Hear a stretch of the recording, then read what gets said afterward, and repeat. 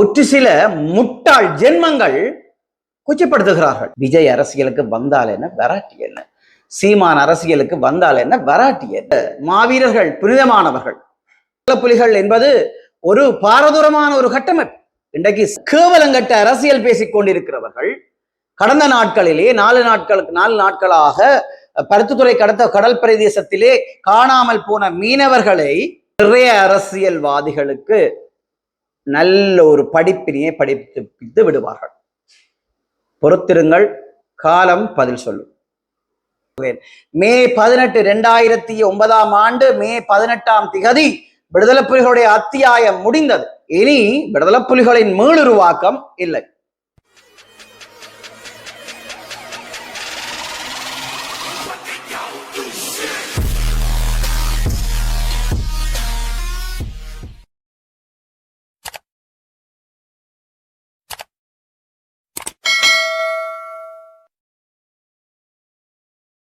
வணக்கம் என் தாயக உறவுகளே, நான் உங்கள் ஆர்கே ரஜி. இன்றைய நாளிலே ஒரு காணொலியூடாக எங்களை சந்திப்பதில் மிக்க மகிழ்ச்சி அடைகிறேன். அந்த வகையிலே பரபரப்பாக பேசிக்கொண்டிருக்கும் ஒரு முக்கியமான விடயம், கடந்த காலங்களில் விடுதலை புலிகளின் காலப்பகுதியிலேயே தமிழ்நாட்டிலே இருந்து தமிழர் தாயகத்துக்கு திரு சீமான் அவர்கள் இந்த இடத்துக்கு வந்ததாகவும் கூறப்படுகிறது.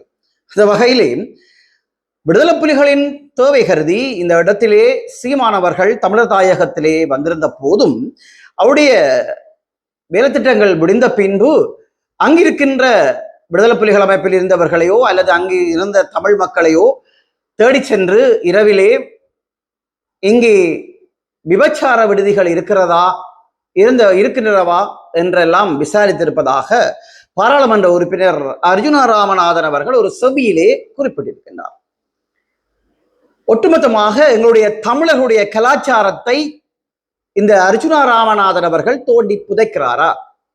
எங்களுடைய தமிழீழ விடுதலை போராட்டத்தை கொச்சைப்படுத்துகிறாரா? அல்லது அர்ஜுனா ராமநாதனுடைய போக்குத்தான் என்ன? இது தமிழ் மக்கள் மத்தியிலே ஒரு அரசல் புரசலாக பேசிக்கொண்டிருக்கின்ற விடயமாக இருக்கிறது. உங்களுக்கு தெரியும், இந்த அர்ஜுனா ராமநாதன் தமிழ் மக்களுக்காக பாராளுமன்றத்திலே குரல் கொடுத்து கொண்டு வருகிறார். மக்களாலே ஒரு காலங்களிலே, அதாவது அவர் பாராளுமன்றத்துக்குள் சென்ற அந்த அறிமுக காலங்களிலே அவர் மக்களுக்காக ஒரு குரல் கொடுக்கிறவராக இருந்தார். மற்ற தமிழ் பாராளுமன்ற உறுப்பினர்களை விட எங்களுடைய மாவீரர்கள் நாள் கொண்டாடப்பட வேண்டும், தேசிய தலைவரை பற்றியான மிகப்பெரிய உரைகளை அங்கே நிகழ்த்தியிருந்தார். மிகவும் வரவேற்கத்தக்க மக்களுடைய வரவேற்பையும் பெற்றிருந்தார். அந்த வகையிலே தான் தற்போது ஒரு குறிப்பிட்ட காலங்களிலே இந்த அர்ஜுனா ராமநாதன் அவர்கள், அதாவது மதிப்புக்குரிய பாராளுமன்ற உறுப்பினர் அர்ஜுனா ராமநாதன் அவர்கள் விடுதலை புலிகளை கொச்சப்படுத்துகிறார்களா, அல்லது விடுதலை புலிகள் காலத்திலே இருந்த எங்களுடைய மகளிரை கொச்சப்படுத்துகிறாரா, அல்லது அங்கிருக்கின்ற பொம்பளை பிள்ளைகளை கொச்சப்படுத்துகிறாரா, அல்லது எங்களுடைய ஒட்டுமொத்தமாக எங்களுடைய தலைமைத்துவத்தை கொச்சப்படுத்துகிறாரா? உங்களுக்கு தெரியும், விடுதலை புலிகள் என்பது ஒரு பாரதூரமான ஒரு கட்டமைப்பு. இன்றைக்கு சர்வதேசமே திரும்பி பார்க்கின்ற ஒரு பெரிய ஒரு கட்டமைப்பாக இருந்தது.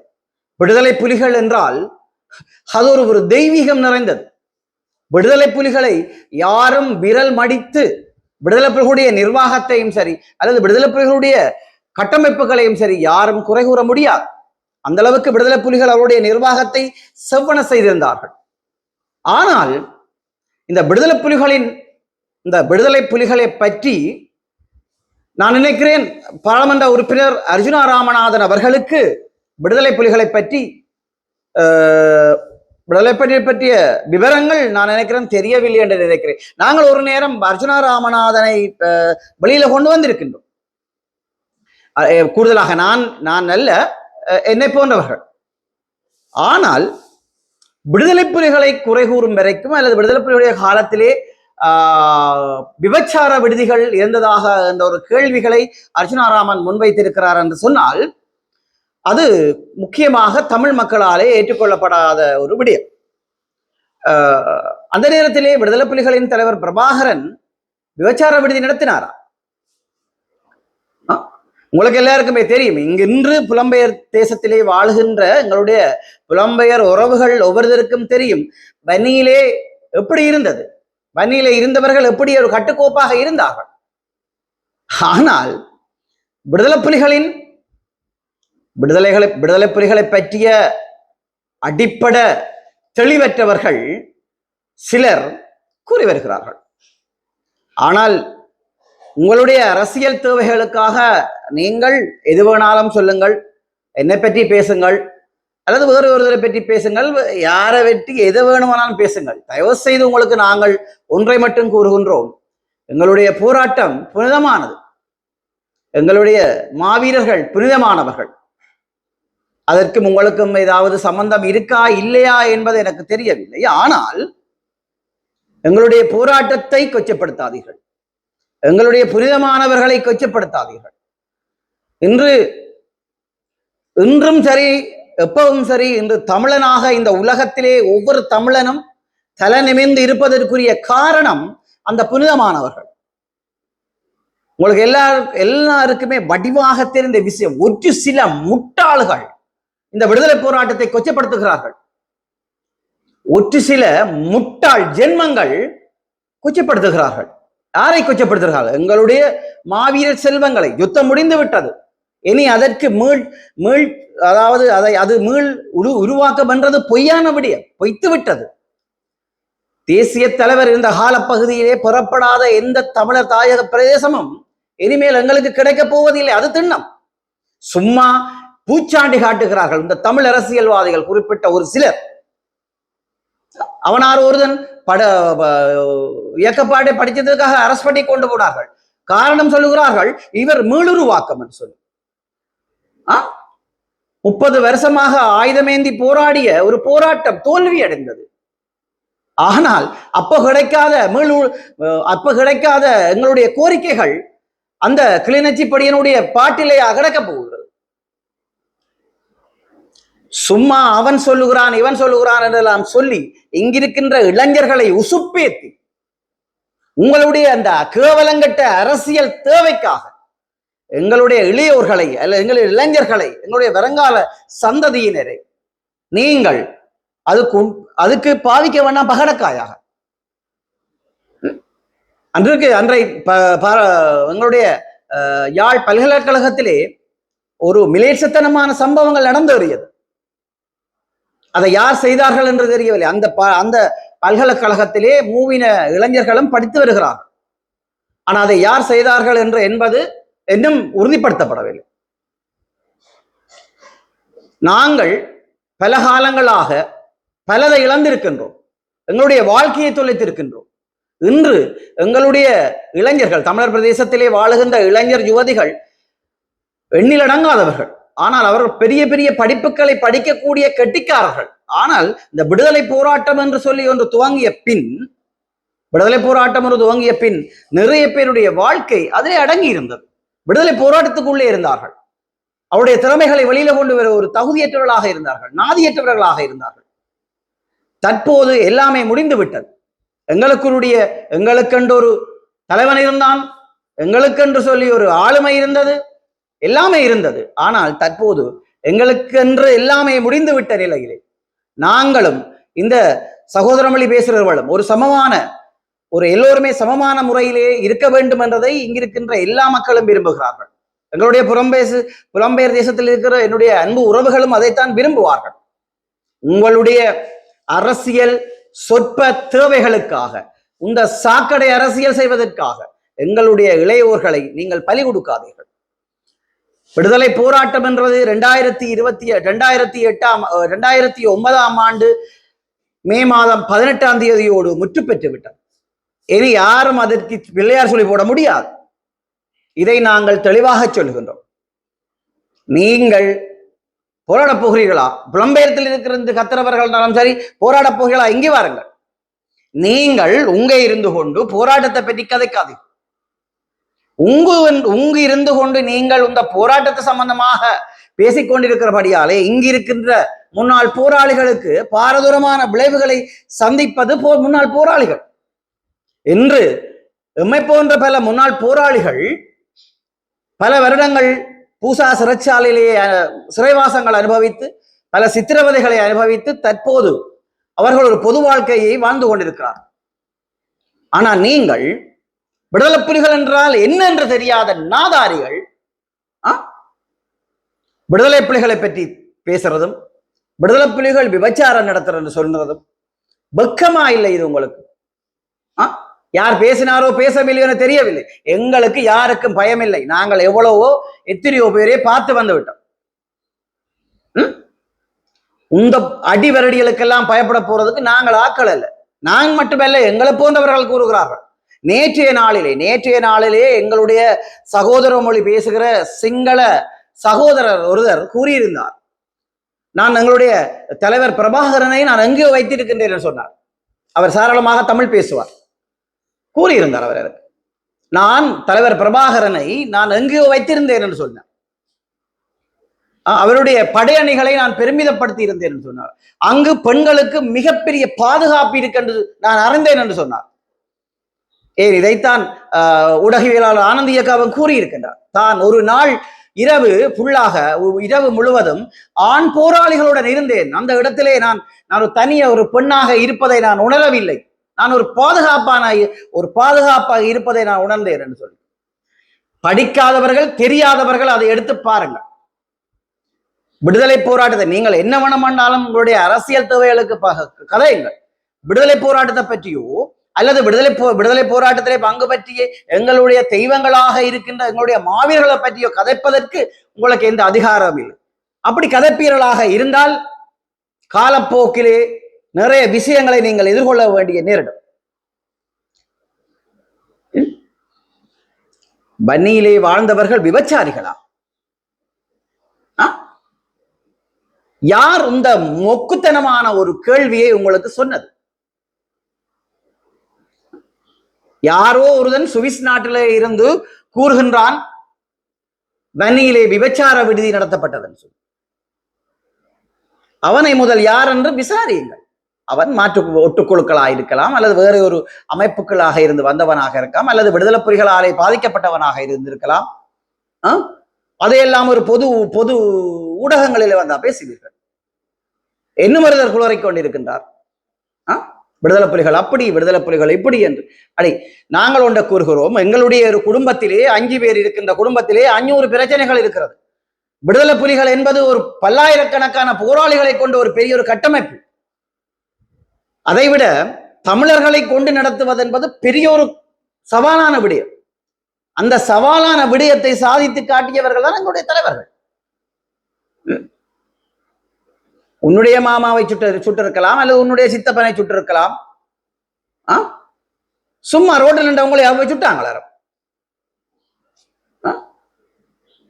தேவையில்லாத விடயங்களில் விடுதலை புலிகளை பற்றி கதைப்பதோ அல்லது எங்களுடைய காவல் தெய்வங்களை பற்றி குறை கூறுவதோ அல்லது எங்களுடைய மாவீரருடைய காலங்களிலே வண்டி பெருநிலப்பரப்பு எப்படி இருந்தது என்பதை உண்மையை சொல்லுங்கள். எங்கேயாச்சும் போய் சொல்லுங்கள், எங்கேயாச்சும் கூறுங்கள், உண்மையை கூறுங்கள். அதை நாங்கள் ஏற்றுக்கொள்கிறோம். உங்களுடைய அரசியல் தேவைகளுக்காக விடுதலை புலிகளை குற்றம் கூறிக்கொண்டிருக்கிறீர்கள். ஆனால் நான் ஒன்றை திட்டவட்டமாக கூறுகிறேன். மே 18, 2009 மே 18 விடுதலை புலிகளுடைய அத்தியாயம் முடிந்தது. அதை யாரும் மறக்க முடியாது. இனி அப்படியான ஒரு கேள்விக்கு இடமில்லை. நீங்கள் என்ன வேணாலும் கதையுங்கள், என்ன வேணுமென்றாலும் கதையுங்கள். இனி விடுதலை புலிகளின் மீளுருவாக்கம் இல்லை. சரிதானே? உங்களுடைய பருப்புக்கள் இனி அவியாது இப்போ இருக்கிற இளைஞர்கள் மத்தியிலே. உங்களுடைய தேவைகளுக்கு இங்க இருக்கின்ற இளைஞர்கள் எல்லாம் படிச்சு வந்துட்டார்கள், உங்களை பார்த்து வந்துட்டார்கள். தயவு செய்து சொல்லுகின்றோம். அதே மாதிரி தான் இந்த நேற்றைய தினம் அந்த ஒரு கிளிநொச்சி எங்களுடைய பாடகர் ஒருவர் கைது செய்யப்பட்டிருக்கிறார். பிடிஐயிலே அவர் கைது செய்யப்பட்டிருக்கிறார். 17ஆம் தேதி வரையும் தடுப்பு காவலில் வைக்கும்படியாக சாவச்சேரி நீதவான் நீதிமன்றம் உத்தரவிட்டிருக்கிறது. அந்த வகையிலே அது அவருடைய வழக்கு நிலுவையில் இருக்கிறபடியால் அது சம்பந்தமாக நாங்கள் கதைப்பது நல்லதல்ல. அப்படி இருந்தும் எங்களுடைய அவர் அவர் ஒரு பாட்டு பாடினதான் இந்த மீளெழுச்சி வரும், அதெல்லாம் ஒரு பொய்க்கதை. இப்படி கதைகளை கட்டி இங்க இருக்கின்றவர்களை உசுப்பேத்தி 4 பேர் 4 கதை கதைப்பாங்கள். ஐயோ இயக்கப்பாட்டு பாடினபடியாத்தான் அவனை அரெஸ்ட் பண்ணினாங்களா, அந்த அரசாங்கம் அப்படி இந்த அரசாங்கம் இப்படி என்றெல்லாம் கதைப்பார்கள் என்றெல்லாம் உசுப்பேத்துறது. அவருக்கு ஏதாவது ஒரு தவறு விட்டிருப்பார், அதை மதிப்புக்குரிய நீதிமன்றம் அவரை அரெஸ்ட் பண்ணி கைது செய்திருக்கிறது, விளக்கமறியலிலே வைக்கப்பட்டிருக்கிறது. அவருக்குரிய நீதி நியாயம் கட்டாயம் கிடைக்கும். அவர் வெகு விரைவிலே வெளியிலே வருவார், அவ்வளவுதான். இதற்காக இங்கு இருக்கிறவர்களை உசுப்பேத்தி கொண்டு யாருமே அரசியல் செய்ய வேண்டாம். சரி, அவங்களுடைய முகமூடிகள் எல்லாம் கிழிக்கப்பட்டு விட்டன. முக்கியமாக உங்களுடைய முகமூடிகள் எல்லாம் கிழிக்கப்பட்டு மக்கள் மத்தியிலே ஒரு தெளிவுகள் வந்துவிட்டன. இனி யாருடைய இந்த சாக்கடை அரசியல்கள் செல்லுபடியாகாது. வரப்போகின்ற வடமாகாண சபை தேர்தலிலே தமிழ் மக்கள், முக்கியமாக யாழ் மாவட்டத்து மக்கள், நிறைய அரசியல்வாதிகளுக்கு நல்ல ஒரு படிப்பினையை படிப்பித்து விடுவார்கள். பொறுத்திருங்கள், காலம் பதில் சொல்லும். எங்களுடைய இந்த அரசியல் நடவடிக்கைகளை மக்கள் தற்போது கூர்ந்து கவனித்துக் கொண்டிருக்கிறார்கள். உங்களுக்கு வடிவாக தெரியும், இந்த கேவலங்கட்ட அரசியல் பேசிக் கொண்டிருக்கிறவர்கள் கடந்த நாட்களிலே 4 நாட்களாக பருத்தித்துறை கடல் பிரதேசத்திலே காணாமல் போன மீனவர்களுக்காக எந்த அரசியல்வாதி குரல் கொடுத்தீர்கள்? ஆளுங்கட்சியினர் அந்த இடத்திலே வந்து பார்த்தார்கள். கௌரவ பாராளுமன்ற உறுப்பினர்கள், கௌரவ அமைச்சர் அவர்கள், இன்னும் தமிழ் தேசிய முன்னணியின் பாராளுமன்ற உறுப்பினர்களும் அந்த இடத்துல வந்திருக்காங்க. மற்ற தமிழ் பாராளுமன்ற உறுப்பினர் ஸ்ரீதரன் சார் அவர்களும் அந்த பார்த்தார்கள். இன்னும் பல அரசியல் தலைவர்கள் இருக்கிறீர்கள். உங்களை மக்கள் அனுப்பி இருந்தார்கள். ஏன் அந்த இடத்திலே ஒரு நலம் விசாரிக்கவில்லை? முன்னாள் பாராளுமன்ற உறுப்பினர் டக்ளஸ் தேவானந்த் அவர்களும் போய் நலம் விசாரித்து வந்திருக்கின்றார். ஏன் தமிழ் அரசியல்வாதிகள் பல பேர் இன்னும் அந்த இடத்துக்கு செல்லவில்லை? ஆனால் இன்று வரைக்கும் மக்கள் மத்தியிலே ஒரு குறையாக காணப்படுகிறது. அந்த இடத்திலே உடனடியாக விரைந்து சென்று ஆளுந்தரப்பினரோ அல்லது வேறு அரசியல் கட்சிகளோ அல்லது சம்பந்தப்பட்ட துறைசார் நிறுவனங்களோ துறைசார் அதிகாரிகளோ உடனடியாக நடவடிக்கை எடுத்திருந்தால் ஏதாவது ஒரு முடிவு கிட்டி இருக்குமா என்ற ஒரு கேள்வி தமிழ் மக்கள் மத்தியிலே, அப்பிரதேச மக்கள் மத்தியிலே இன்று வரைக்கும் இருந்து கொண்டுதான் இருக்கிறது. ஆனால் அந்த தேவைகளை எல்லாத்தையும் விட்டுவிட்டு எங்களுடைய மக்களுக்கான குரல் கொடுக்க வேண்டிய இடங்களுக்கெல்லாம் நீங்கள் அதை விட்டுவிட்டு தேவையற்ற இன்னும் ஒரு நாட்டு அரசியலிலே தலையிடுகிறீர்கள். விஜய் அரசியலுக்கு வந்தால் என்ன, வராட்டி என்ன? சீமான் அரசியலுக்கு வந்தால் என்ன, வராட்டி என்ன? எங்களுடைய தமிழ் தாயகத்திலே பல தசாப்த காலங்களாக நடந்த விடுதலை போராட்டத்திலே ஆயுதமேந்தி முப்பரிமாணங்களையும் கொண்டு நடத்திய இந்த விடுதலை போராட்டத்தில் கிடைக்காத ஒன்று சீமான் அரசியலுக்கு வந்து கிடைக்க போகிறதா உங்களுக்கு? விஜய் அரசியலுக்கு வந்து கிடைக்க போகிறதா உங்களுக்கு? அவனுடைய அரசியலை அவர் பார்க்கட்டும். அது என்ன நீங்கள் அவருக்காக வாழ பிடிச்சு கொண்டு தூக்கி பிடிச்சு கொண்டு தெரியுங்கள்? சீமான் ஒரு எங்களுடைய விடுதலை புலிகளை பற்றியோ அல்ல விடுதலை புலிகளின் தலைவர் பற்றியோ பேசிக்கொண்டிருக்கின்றார். அவர்த்த நாட்டிலே பேசுகிறார், உங்களுடைய நாட்டில் அவர் பேசிக் கொண்டிருக்கிறார். இல்லை, அதுக்கே நீங்கள் குத்திமுறுகிறீர்கள். விஜய் வந்திருக்கின்றார். இதுவரைக்கும் அவர் பதவியேற்றதுக்கு இதுவரை நாளுக்கும் தமிழர் தாயகத்தில் இருக்க தமிழர்கள் பற்றி இதுவரைக்கும் இன்னும் ஒரு ஊடக மாநாட்டிலே அவர் கலந்து கொண்டு பேசவில்லை. அல்லது தமிழ்நாட்டிலே இருக்கின்ற எங்களுடைய அங்க முகாம்வழியே இருக்கின்றவர்களை பற்றி இன்னும் ஒரு ஊடகவியலாளரிடம் பேசவில்லை. அவர்களுக்கு சரியான ஒரு தீர்வை வழங்கவில்லை. அங்க முகாம்வழியே இருக்கின்ற எத்தனையோ பேர் என்னிடம் கூறியிருக்கிறார்கள் தாங்கள் இங்கு வருவதாக. அதுக்குரிய நடவடிக்கைகளை எடுத்து மேற்கொள்ளவில்லை. இப்ப சமீப காலத்துக்கு முதலமாக அங்க இருக்கின்ற தெலுங்கர்கள் எங்களுடைய முகாமில் இருக்கிற தமிழர்களோடு ஒரு ஒரு ஒரு முரநிலை காணப்பட்டது. இதுவரைக்கும் அதுக்கு தீர்வு கிடைக்கவில்லை. அப்படியானவர்களுக்காக நீங்கள் இங்கு எங்களுடைய விடுதலை போராட்டத்தை கொச்சப்படுத்தி சீமான் அன்றர்கள் சாமான் அன்றர்கள் சீமான் இலங்கை வந்தாரா என்றீர்கள், ஆமைக்கரை தின்றாரா என்றீர்கள். நாங்கள் கதைக்கிறதற்கும் நாங்கள் செய்கிறதற்கும் பல வேலை திட்டங்கள் இருக்கிறது. அதை செய்யுங்கள். அதை விட்டுவிட்டு எங்களுடைய பெண் தெய்வங்களை குறை கூறுவதும் தமிழர் காயத்திலே விபச்சார விடுதிகள் இருக்கிறது என்று கூறுவதை விட்டுவிட்டு மன்னிக்க முடியாத ஒரு செயல், மன்னிக்க முடியாத ஒரு செயல். எந்த ஒரு தன்மான தமிழனும் இந்த செயலை விட்டுக் கொடுக்க போவதில்லை.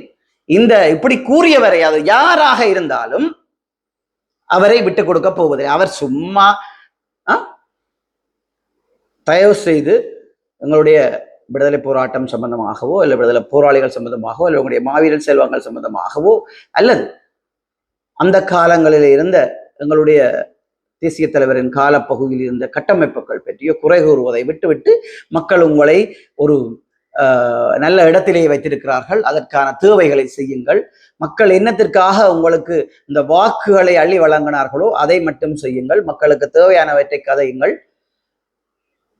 கதைத்து முடிந்து 5 வருடம் சென்றதுக்கு பிறகு மக்கள் திருப்பியும் இன்னும் ஒரு தேர்தல்கள் வரும். அப்போது மக்கள் யோசிப்பார்கள், யாரை திருப்பியும் கொண்டு வர வேண்டும், யாரை கொண்டு வரக்கூடாது என்று சொல்லி.